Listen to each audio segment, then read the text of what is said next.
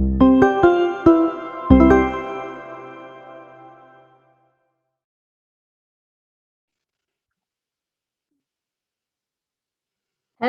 everybody. It's so wonderful to be here. It's Alma here from Agrikids, and today we're on a very special mission. We are trying to make our farms much safer places, and the only way I can do that is with your help.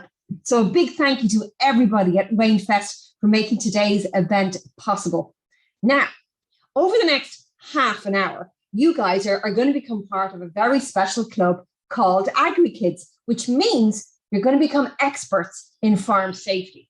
So guys, we have a little bit of work to do, but as soon as you guys become experts in farm safety, remember, you get to boss the grown-ups around. You get to tell them everything that they need to do whenever they visit a farm.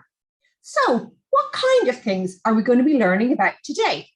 Well, we're going to definitely be learning about these things, tractors and machinery. Can you all show me your number one finger? Because guys, tractors and machinery are the number one danger. So we're going to be doing a little bit about those later on. We're going to be meeting this guy. Everybody say hello to Barney the bull. Hi, Barney. We're going to talk a little bit about how Barney behaves when he's in a good mood and when he's in a bad mood. We're also going to find out what kind of things we need to look out for whenever we go and visit a farm and why we have to stay away. And we'll learn a little bit about some of the signs that we might see along the way. And I think it's important we learn about some of the other animals that we see around our farm and learn a little bit about how they behave when they feel good and when they feel bad. But before any of that, I think we should have a story.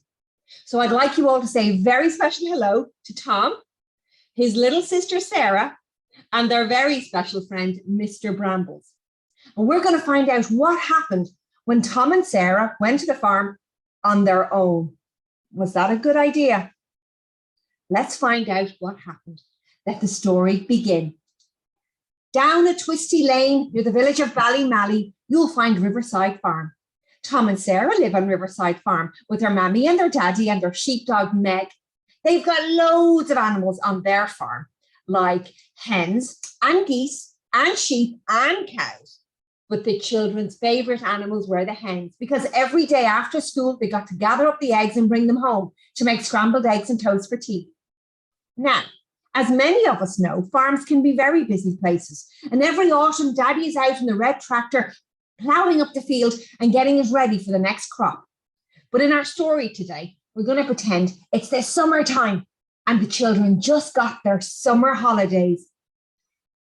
I'm bored, said Tom. Me too, said Sarah, because there's nothing to do. Nonsense, says Mammy, there's loads to do. Why don't you guys go outside and find your tent? If it stays nice and dry, you can camp outdoors tonight. Well, the children loved this idea, and out they ran as quickly as they could to find their tent. In no time at all, they had it made, and that night they were snug as a bug in a rug, eating their picnic tea and drinking their hot chocolate. Yummy, said Sarah. Sandwiches taste much better outside. Meg, the sheepdog, was there too. She wanted to get some of their sandwiches. Suddenly, Meg began to sniff the air. Dogs can smell things that we can't. Then she began to growl and bark. What's wrong, Meg? asked Sarah. Is there something outside?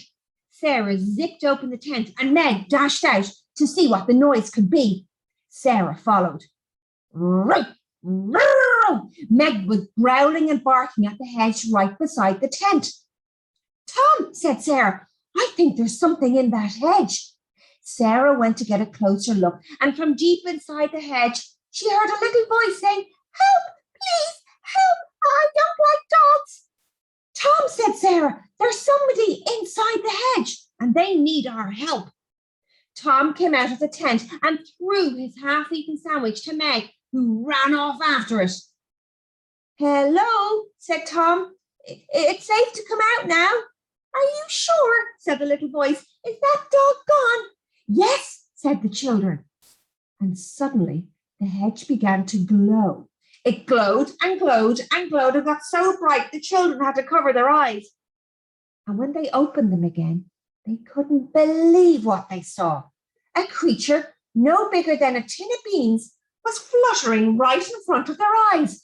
He was able to fly because his ears were as big as butterfly wings. He was the weirdest creature the children had ever seen.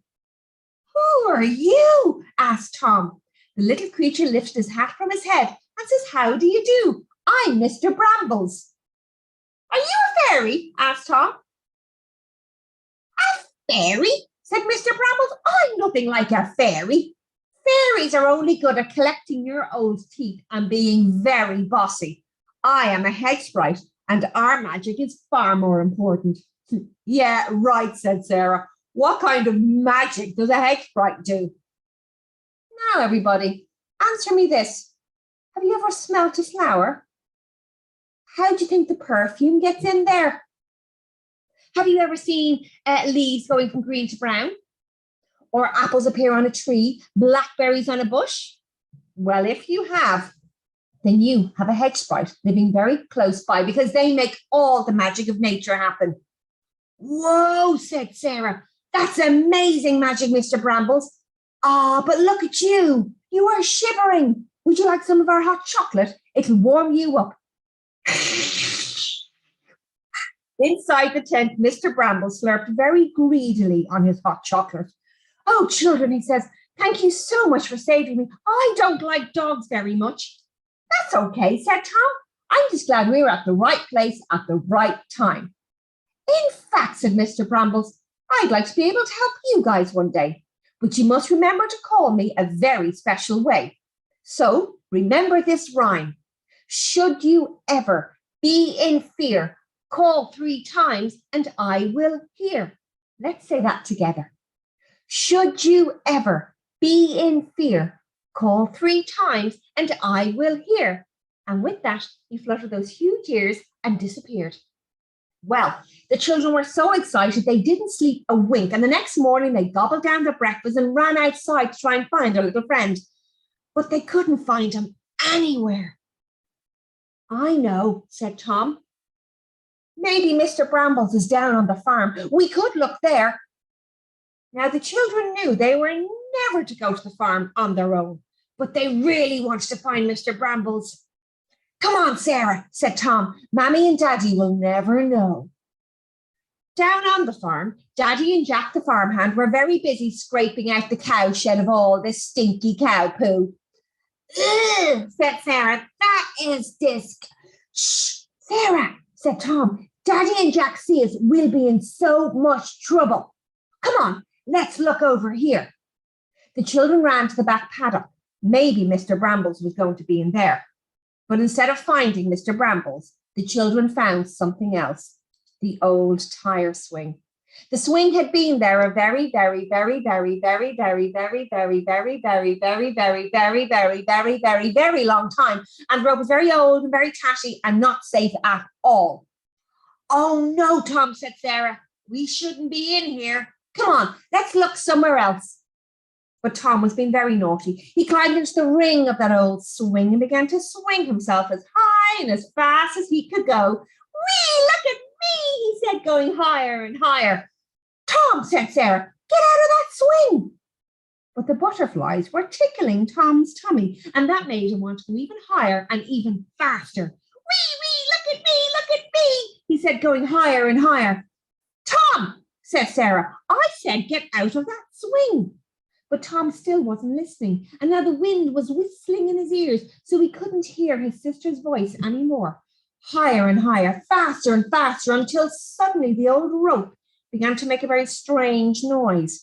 Creak, creak, creak. The noise grew louder the higher and faster he flew. Creak, creak, creak. "Tom," said Sarah, "please get out of that swing." But Tom still wasn't listening, and now Sarah was getting worried. She thought something bad could happen at any moment. What was she going to do? Was there time to go and get Dad? He'd be cross if he knew they were on the farm. Creak, creak, creak. The noise was growing louder and louder, and Sarah was getting more worried. Then Sarah remembered. What had Mr. Bramble said the night before? "Should you ever be in fear, call 3 times and I will hear." But could that really work? Creak, creak, creak. Sarah didn't have a moment to lose. She quickly closed her eyes and said, Mr. Brambles, Mr. Brambles, Mr. Brambles. But it was too late. The rope snapped and Tom wasn't flying anymore. Instead, he was falling all the way towards the ground. Tom, shouted Sarah as she covered her eyes. And when she took her hands away, she couldn't believe what she saw. Her brother no longer falling, but floating right above the ground, floating as if by magic. Hedge sprite magic. On his shoulder appeared Mr. Brambles. Oh, Tom, aren't you lucky Sarah remembered what to do? Yeah, said Tom. Thank you, Sarah, and thank you, Mr. Brambles. Said Mr. Brambles. I think swings and things are just for the playground or your back garden. Then there was another voice, an angry voice. It was Daddy. He had heard Sarah shouting and was coming to see what the problem was. Children, are you out in the paddock? He shouted as he ran. Oh, no, said Mr. Brambles. I can't let a grown-up see me. And with that, he disappeared. Daddy was very cross with the children. I told you never to play in that swing, he said. And what are you doing down here on your own? Did you ask for permission to come to the farm? No, Dad, said the children. Sorry, well, we won't do it again. No, you won't, said Daddy, because I'm clearing away that swing once and for all. Later that day, as Daddy was tidying away the swing and throwing the tire with all the others onto the silage pit, he was still feeling very cross with the children. Oh, he says, they could have had a really bad fall today. What am I going to do? How can I make sure the children don't go to the farm on their own? Suddenly, Dad's eyes lit up.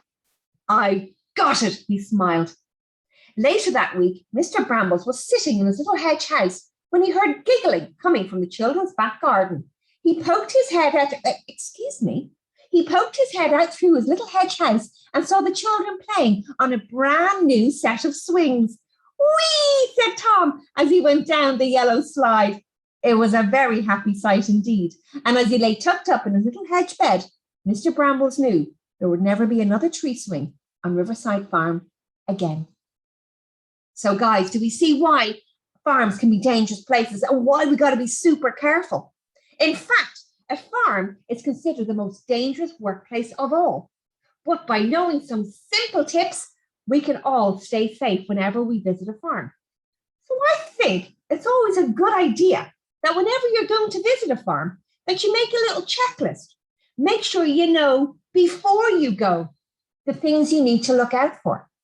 So let me see, what do you need to know before you go? Well, first of all, who are you going with? Do we ever visit a farm on our own? We got to make sure we have a grown-up. So let's think about it. What grown-up are we going to bring? Is it going to be mommy or daddy, granny or granddad, auntie or uncle? It could be Moontor. Does everybody have a grown-up? Excellent. Now, what else do we need to know before we go? Well, what kind of farm are you going to be visiting? Because there's so many different kinds of farms, guys. There really is. I mean, I was on an ostrich farm once, but there could be a dairy farm, there could be a beef farm, there could be a poultry farm, which is where the chickens all come from. So knowing what kind of farm you're going to be visiting means you know the kind of things you're going to see and the kind of things you need to look out for. Is there going to be loads of animals? Is there going to be loads of machinery? Okay. So do you know what kind of farm you're going to be visiting? Excellent. Oh, now, what if that particular farm is very busy? Are there any big jobs planned on that particular farm? And if there is, do you think it's a good idea to go visiting it? I think we'll wait, okay, until the jobs are done before we visit a farm when it's going to be particularly busy. Because trust me, the farmer doesn't want any visitors there that aren't there to help, okay? So he only wants the people there who are going to be working, okay? So let's wait until the jobs are done. Now, what are you going to wear? No flip-flops or heelys or roller skates or ice blades or any of those kind of things, okay? Make sure, first of all, that we wear maybe a high-vis vest, okay, so we can be seen, and that we're wearing clothes that will keep us protected, like if it's going to be a little bit windy or rainy, okay? And if it's a really sunny day, we're putting on our sun cream, maybe putting on a hat, okay? Because you're going to be outdoors, okay? So you got to be prepared for the weather.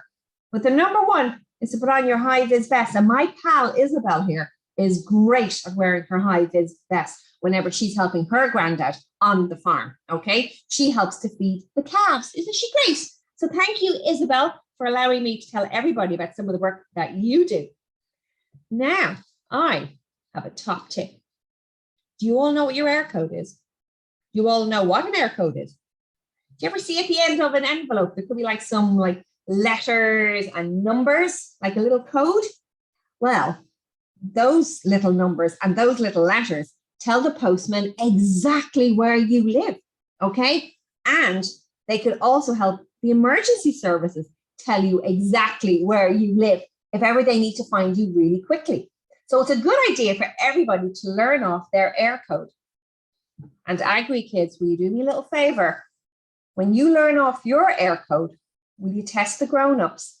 Because the grown-ups are not good at remembering what their air code is, okay? So that's your first job as my Agrikids in training, okay? We're going to test all the grown-ups on the air code.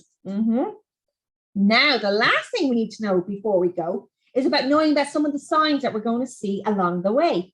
Have you ever seen all the different colors? Yeah? Do you know what those colors mean?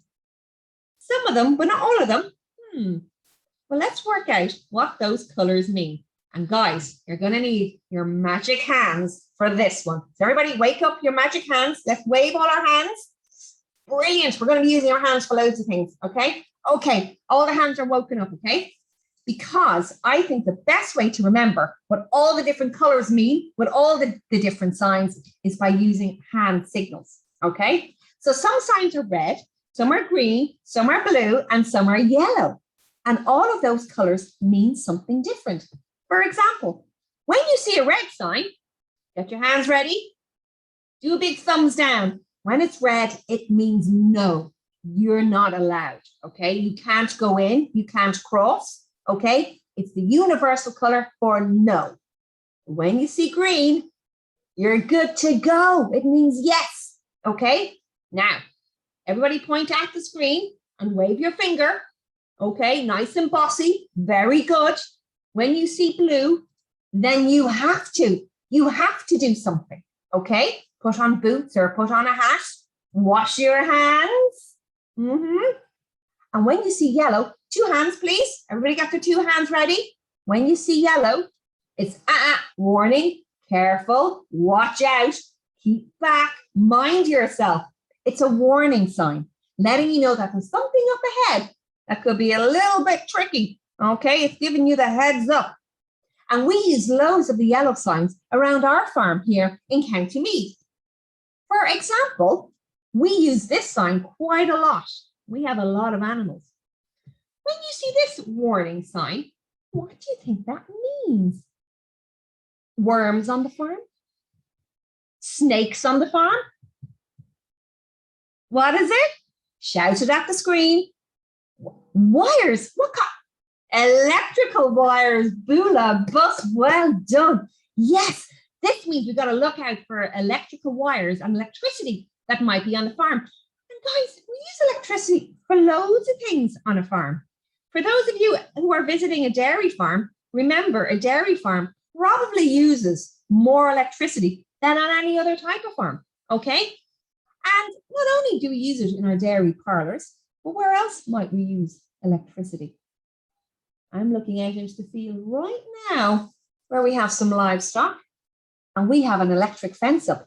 And that makes sure the animals stay inside the field and don't go wandering around, okay? But we've got to be very careful when we're working with an electric fence so we don't get a nasty shock. So to make sure we don't get a nasty shock, I come up with some great ways and tips to help us all stay safe because, guys, I can't tell just by looking at the fence how much electricity might be going through. So it's very important I don't use my hand to test if it's switched on. So what we can do instead is we can use our ears. So everybody show me off your listening ears. Well done. Because when the fence is switched on, it'll make a funny noise. Put your fingers together. It'll go tick, tick, tick, tick, tick, or click, click, click, click, click. So we can listen for the tick. We can look for the sign.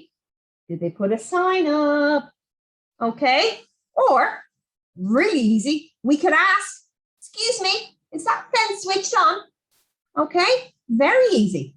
But what else I like to use are little things like a fence tester, something like that, okay? And this is really cool because when I stick this little rod into the ground and hang the fence, hang this little piece off the fence, if my fence is switched on, all the electricity will go up the black wire and power this whole unit. So you see all those little black holes? They're going to light up and flicker. And they're going to tell me, yep, Alma, your fence is definitely switched on. But also, it will tell me how much electricity is going through. Is it 4,000 volts or 6,000 volts? Woo-wee. That's a pretty strong fence right there. But by using our ears, our eyes, and our voice, we're already being safer when it comes to being in and around an electric fence. Now, the other warning signs that we see in my farm quite often are these ones. And guys, remember, number one, show me all the number one fingers, because this is very important stuff. Tractors, machinery, well, they're the number one danger we got to look out for, okay? And people often say, Alma, why are tractors still so dangerous? Well, when I was little, right here, our tractor was this, and we thought this was huge. This was an international tractor, about 50 horsepower. Quite fast, but not super fast, okay? And we thought all tractors were massive, and that's the biggest they could possibly be. But as I got bigger, our tractors got bigger. And now our tractors could be, over 200 horsepower, okay? And they do a lot of work. And because they've gotten so much bigger and so much more powerful, we've got to be even more careful around them, okay? So what we've got to look out for are the blind spots, all right? The back wheel on a tractor right here is about 6 foot tall, bigger than me, and definitely bigger than you, okay? So that's why we never, ever go near a tractor, especially if it's working, because you can't be seen. And when I get inside the cab of my tractor right here, I'm really high up. In fact, look up to the ceiling. I'm all the way up there. And when I'm seated all the way up there, all I can see is what's directly in front of me. I can't see who or what is on the ground below, okay?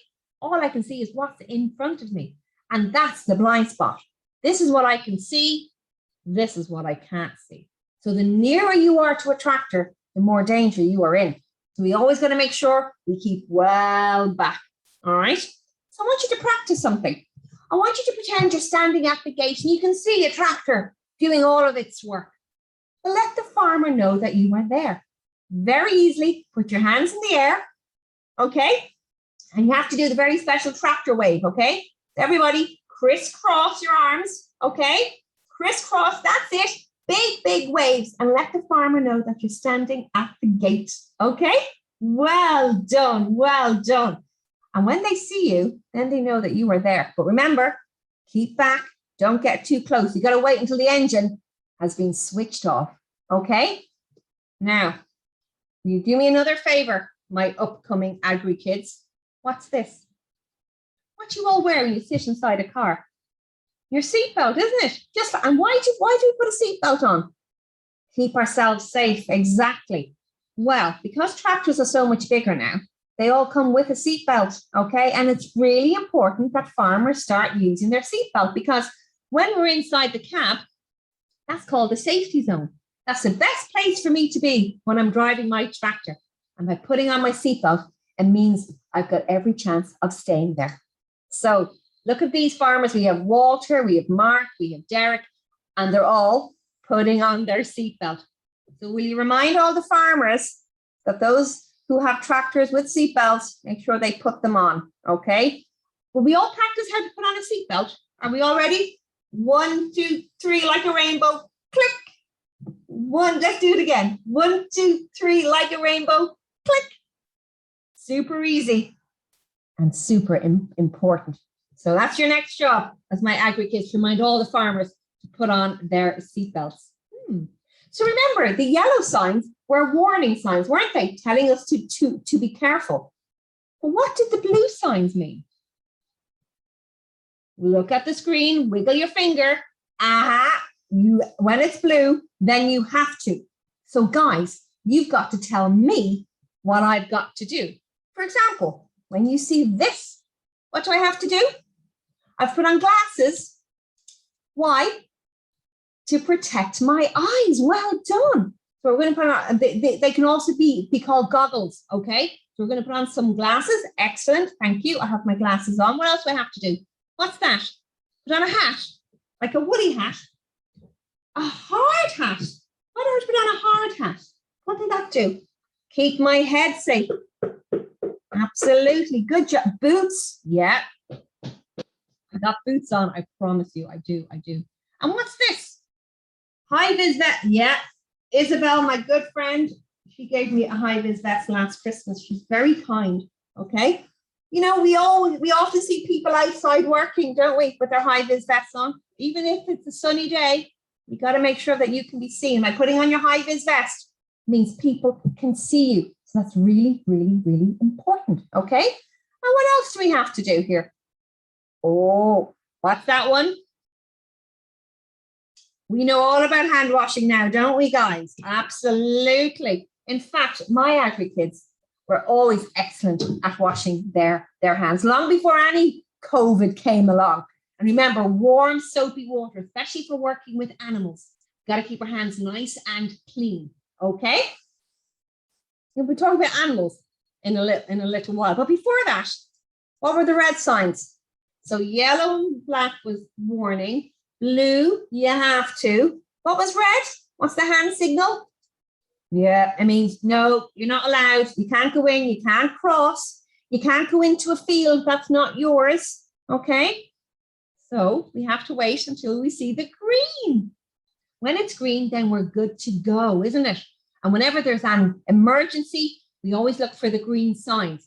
And that's the direction that we go to. And when, you know, we're all back in school and we're looking around things, maybe you might see a sign like this in your schoolyard, okay?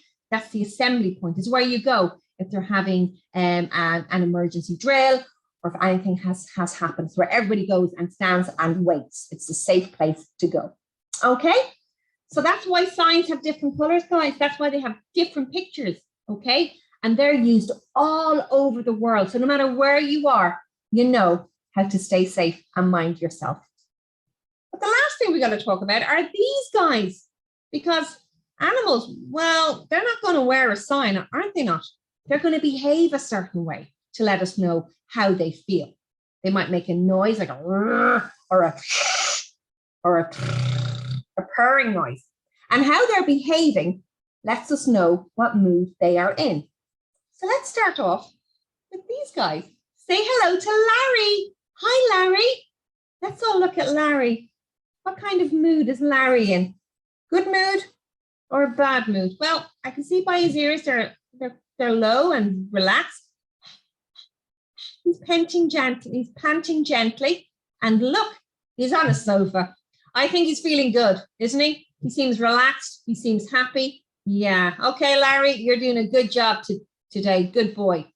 But Larry has a cousin, Chico. That's all. Look at Chico. Oh, Chico. Chico's not having a good day. What's Chico doing? Showing his teeth, isn't he? Some people think when dogs are showing their teeth like that they're smiling at you. They're not smiling at you. They're giving you the first warning sign to stay back, okay? So do you think we should maybe, pet or rub Chico? No, I think we'll give Chico a little bit of space until his mood gets a little bit better. Okay, that's probably the first warning sign dogs will do to let you know to stay back, okay? Marmaduke, look at Marmaduke. Oh no, do you think he wants to be rubbed today? Do you think he's enjoying that? No, he's telling that person to leave them alone, okay? Let's all put our paws up, okay, and hiss.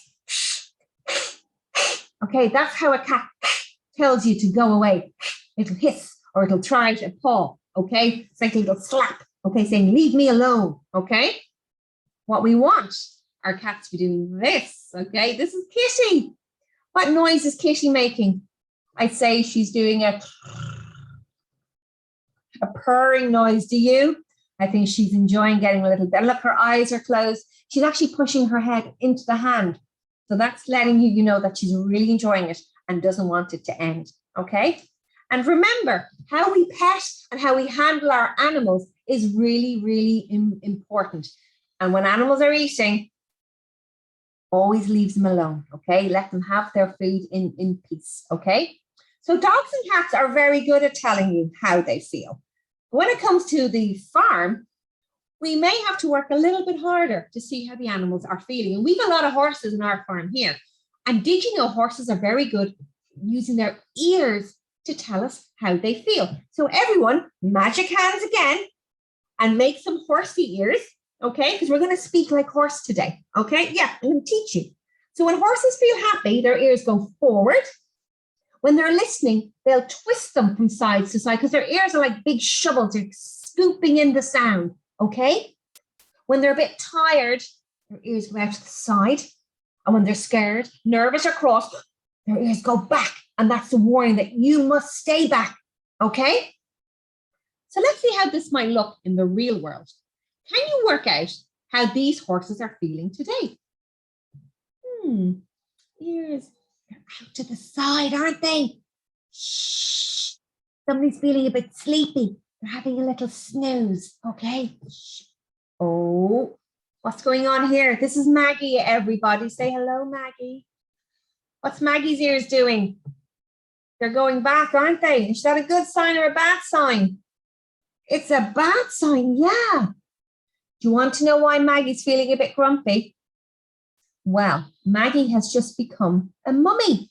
She's had a little foal, a little baby horse, which is called a foal. And it's a little girl, so it's a filly. And her little baby girl, filly foal, is in the back, only a couple of hours old. And Maggie is being a very protective mummy, isn't she? She's letting us know that we're not allowed to get too close because she's protecting her new baby. And for a few days after having her baby, Maggie will be like this. She'll be very protective. And we've got to be very careful around her. She might bite us.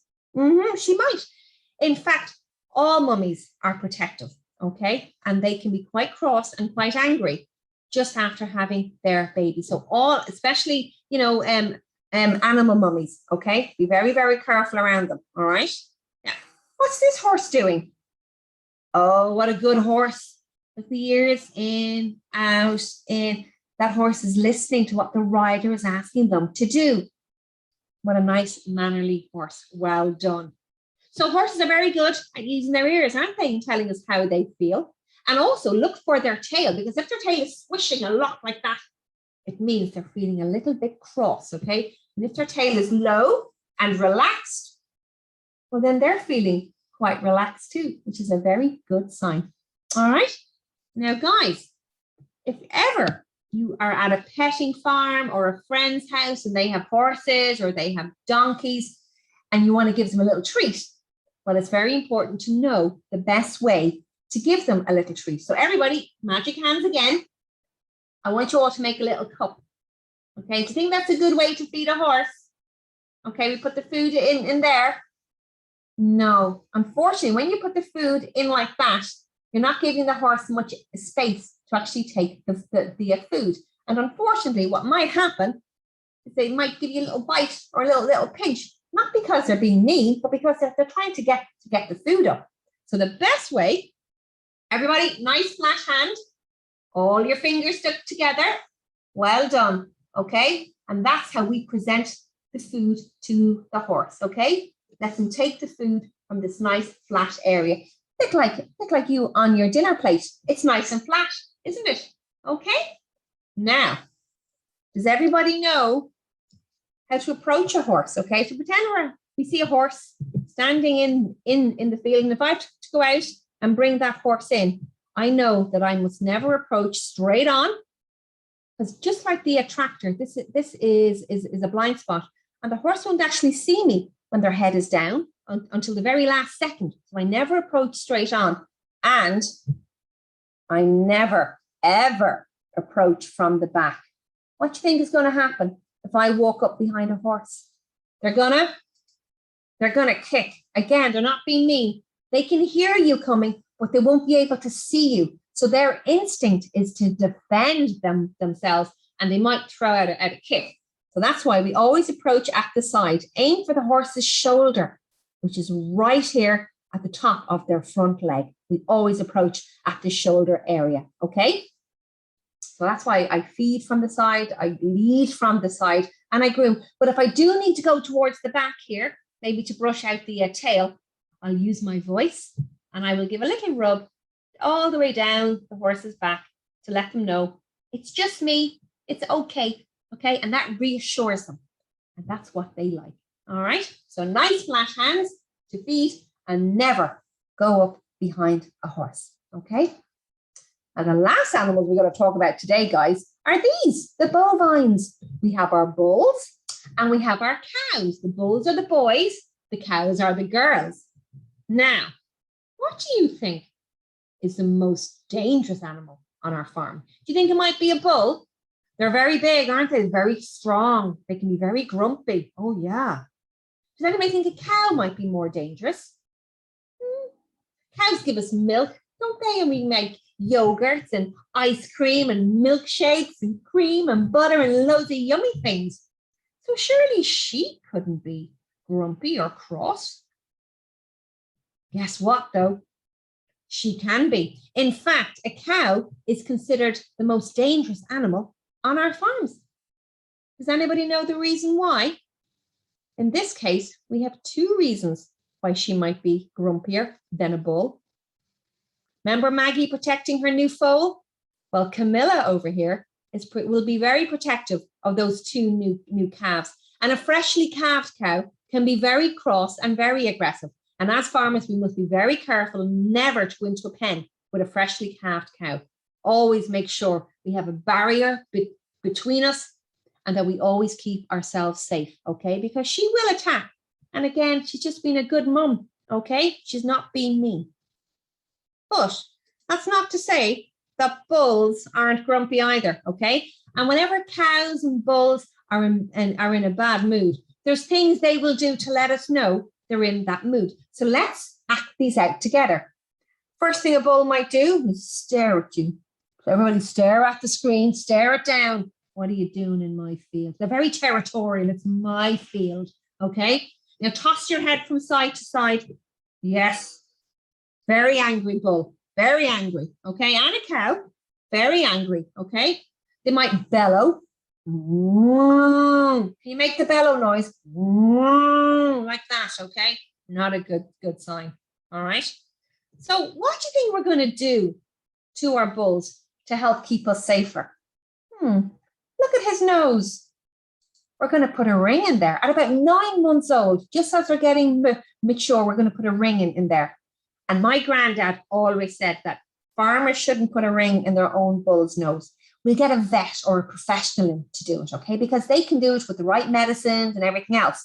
And the bull will not associate us with something like painful, okay? Because sometimes getting the ring in their nose can be a little bit sore. So getting the other vet to do it means it's nicer. But it also means that the bull doesn't think that we're going to hurt them in any way. Because if farmers hurt their bulls or hurt any of their animals, will their animals trust them? Will their animals like them? So what will their animals do to them? Whenever we see a bull or a cow scraping at the ground, pawing, they're going to lower their head and charge, okay?